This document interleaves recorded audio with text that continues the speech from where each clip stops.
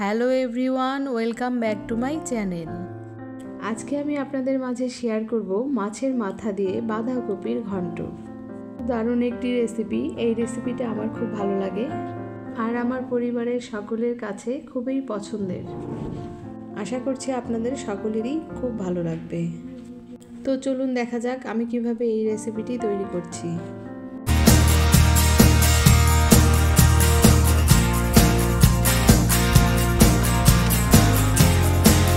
এখানে আমি একটি মাঝারি সাইজের বাঁধাকপি নিয়েছি। আমি এখানে কিছু সংখ্যক আলু নিয়েছি। বাঁধাকপিটাকে আমি কুচি কুচি করে কেটে নিয়েছি আর খুব ভালোভাবে ধুয়ে পরিষ্কার করে নিয়েছি। আর আলুগুলোকেও আমি পিস পিস করে ছোট করে কেটে নিয়েছি। আর এখানে নিয়ে নিয়েছি একটি বড় সাইজের কাতলা মাছের মাথা দুটোকে আমি দুভাগ করে কেটে নিয়েছি। মাছগুলোর মধ্যে দিয়ে দিচ্ছি 1 চামচ পরিমাণ হলুদের গুঁড়া আর দিয়ে দিচ্ছি 1 চামচ পরিমাণ লবণ। এখন হলুদ আর লবণ দিয়ে মাছগুলোকে আমি খুব ভালোভাবে মেখে নেব। মাছগুলো খুব ভালোভাবে মাখা হয়ে গেলে এগুলোকে আমি রেস্টে রেখে দেবো 5 থেকে 6 মিনিটের জন্য। এরপরে চুলায় একটি প্যান বসিয়ে গরম করে নিয়েছি। এর মধ্যে দিয়ে দিচ্ছি 1 কাপ পরিমাণ সয়াবিন তেল। তেলটা গরম হলে আমি মাছের মাথাগুলো দিয়ে দেবো। মাছের মাথার এক পাশটা ভাজা হয়ে গেলে অন্য পাশটা উল্টিয়ে দেব। এভাবে উল্টিয়ে পাল্টিয়ে মাছের মাথাগুলোকে ভালোভাবে ভেজে নেব।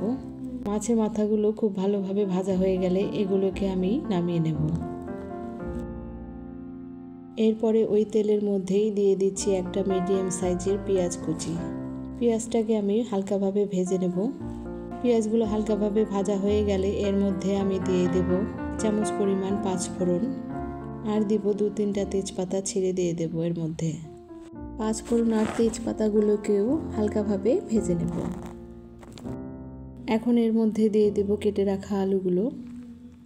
একে একে সব আলুগুলো আমি এর মধ্যে দিয়ে দিয়েছি। এখন এগুলো হালকাভাবে ভেজে নেব। এরপর দিয়ে দেব 1 চামচ হলুদের গুঁড়া আর 1 চামচ লবণ।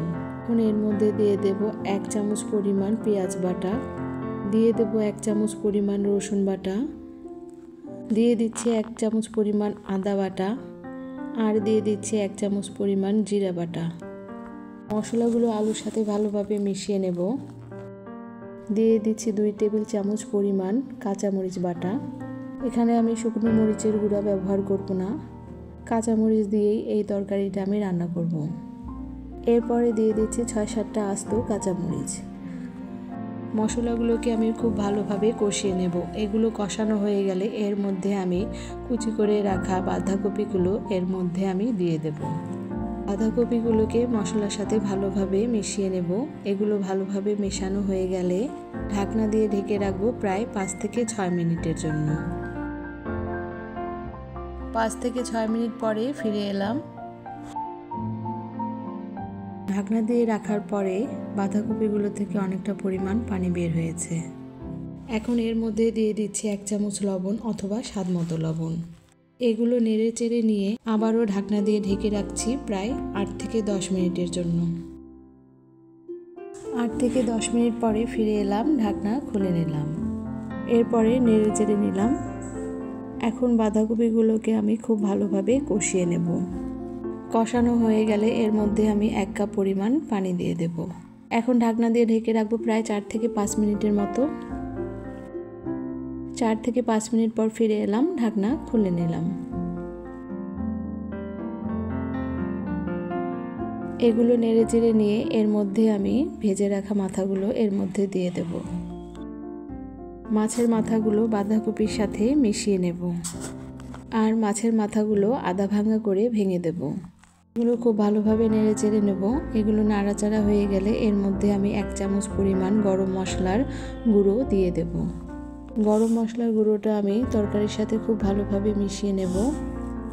এখন বাঁধাকপির ঘন্টটাকে 2 থেকে 3 মিনিটের মতো ঢাকনা দিয়ে ঢেকে রাখবো। প্রায় 2 থেকে 3 মিনিট পরে ফিরে এলাম, ঢাকনাটি আমি খুলে নিলাম। মাছের মাথা দিয়ে বাঁধাকপির ঘন্টের তরকারিটা আমার হয়ে গিয়েছে। এখন আমি এগুলোকে একটি পাত্রে নামিয়ে নেব। খুব সহজেই তৈরি হয়ে গেল মাছের মাথা দিয়ে বাঁধাকপির ঘন্টের তরকারি। এই তরকারিটা গরম ভাত অথবা খিচুড়ির সাথে দারুণ লাগে। আপনারা চাইলে আপনাদের বাড়িতেও এভাবে ট্রাই করতে পারেন।